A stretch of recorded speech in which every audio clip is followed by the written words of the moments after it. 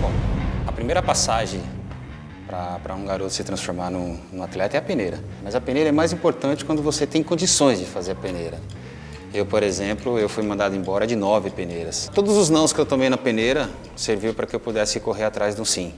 Eu acordava às 4 horas, 4h30 eu ia para o ponto final do ônibus, às 5 horas eu pegava o busão para estar treinando às 9 horas lá no Marquês de São Vicente. Então era extremamente desumana a maneira que nós fazíamos a peneira. E chegar lá você tinha que correr, jogar e rezar ainda para o treinador olhar para você, né? Porque às vezes você ia fazer peneira, o treinador estava olhando os pipa que passava relado do lado de lá e acabava não vendo o que você estava fazendo.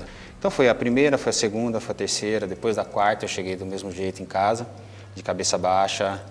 Meu pai olhou para mim e falou, você foi reprovado de novo na peneira. Eu falei, pai, eu fui de novo pela quarta vez. Ele falou, filho, lembra que eu falei para você, são barreiras que colocaram na sua vida que só você pode superar. Aí passou a quinta, sexta, sétima, oitava, né, e eu fui mentalizando aquilo, né, na oitava peneira, que não deu certo, né, foi muito engraçado. Eu cheguei em casa, meu pai estava voltando do trabalho, eu de cabeça baixa.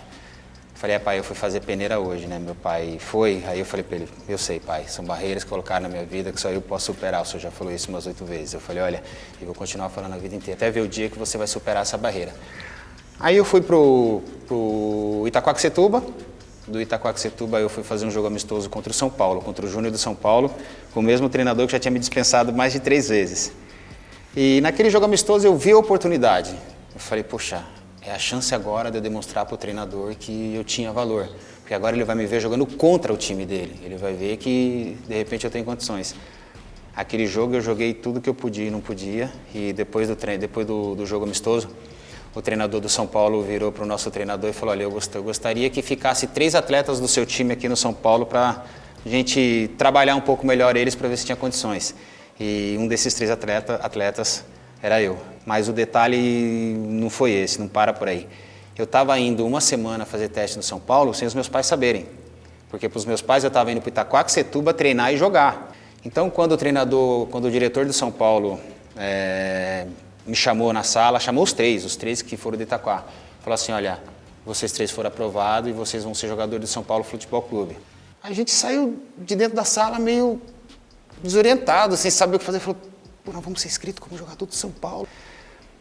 Mas eu tinha que falar para meu pai e para minha mãe. Aí, cheguei em casa, feliz da vida dessa vez, né? Esperei meu pai e minha mãe chegar. Meu pai chegou e falou, e aí, como é que foi o treino? Eu falei, quando a mãe chegar eu falo com os 2. Meu pai já ficou meio de cabeça, né, meio desconfiado. Aí minha mãe chegou, eu fazendo aquela cara de cachorro quando cai da mudança em pleno domingo, né? Não sabe para onde vai. E sentei os 2 e falei, eu tenho uma coisa muito importante para falar para vocês. A minha mãe, eu lembro até hoje, minha mãe virou para mim e falou assim, você já aprontou, né, menino? Poxa, nossa mãe, obrigado pela confiança, hein? Não, eu tô falando sério. Aí eu virei pro meu pai, eu tava com o contrato do São Paulo atrás, guardado. Pai, o que o senhor vivia falando para mim quando eu ia fazer testes? Que eu voltava para casa de cabeça baixa, o senhor sempre me incentivou. O que o senhor sempre falava? Meu filho, que são barreiras que colocaram na sua vida que só você poderia superar. Aí eu puxei o contrato daqui e falei, pai, a barreira foi superada. Obrigado, hoje eu sou jogador de São Paulo Futebol Clube.